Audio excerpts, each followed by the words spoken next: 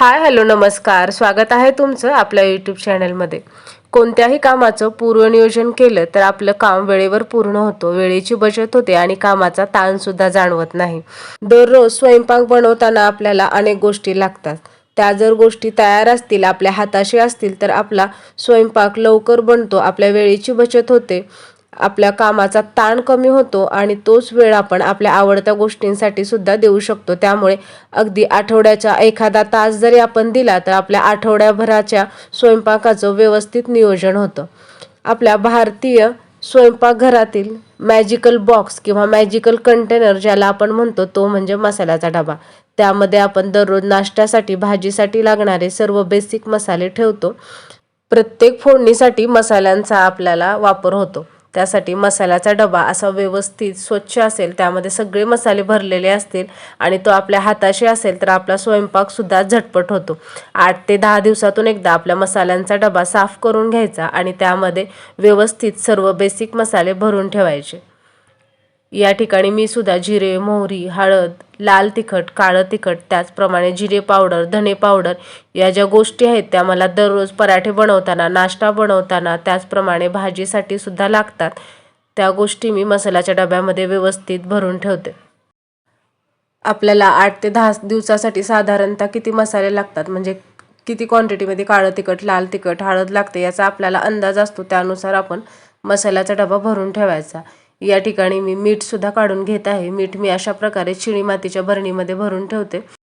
नाश्ता बनवण्यासाठी, शिरा बनवण्यासाठी आपल्याला रवा लागतो. रवा जरासा सुरुवातीलाच आपण व्यवस्थित चाळून भाजून ठेवला तर आपल्याला मग तो पदार्थ बनवताना तो लगेच वापरता येतो. प्रत्येक वेळी रवा भाजून तो पदार्थ बनवायचा म्हणलं तर आपला भरपूर वेळ जातो आणि रवा जर सुरुवातीलाच भाजून आपण व्यवस्थित ठेवला नाही तर बऱ्याच वेळा त्यामध्ये आळ्या होतात, रवा खराब होतो. त्यामुळे घरामध्ये सुद्धा अचानक कधी कधी पाहुणे येतात, मग आपल्याकडे जर रवा असा भाजलेला असेल तर लगेच आपल्याला नाश्ता बनवता येतो.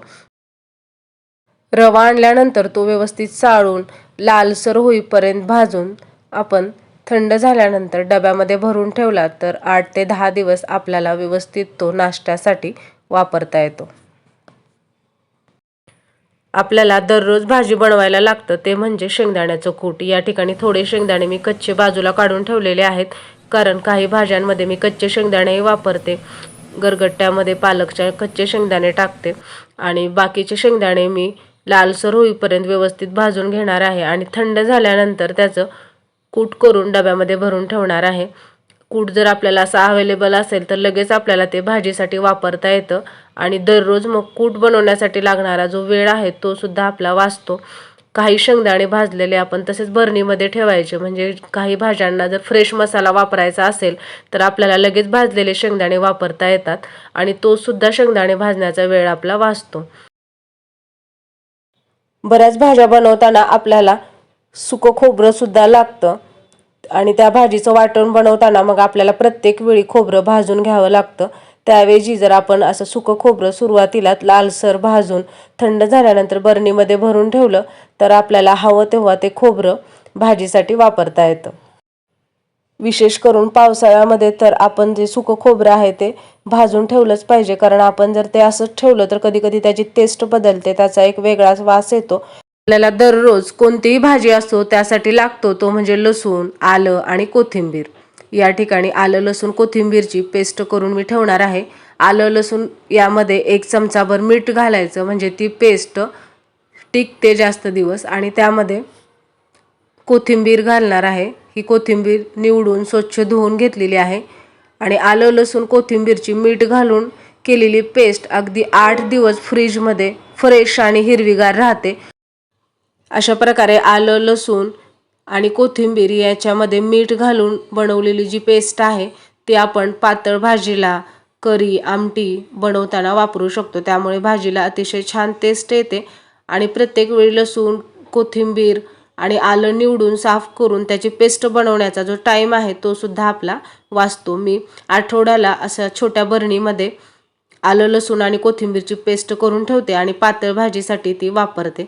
त्याचप्रमाणे जर सुक्या भाज्या किंवा पालेभाज्या करायच्या असतील तर फ्रेश लसूण सोलून ठेसून मी तो वापरते आणि तुम्हाला जर दररोज फ्रेश लसूण सोलायला टाईम नसेल तर तुम्ही मला अंदाजे किती लसूण लागतो तेवढा सोलून एका बरणीमध्ये भरून फ्रीजमध्ये ठेवू शकता.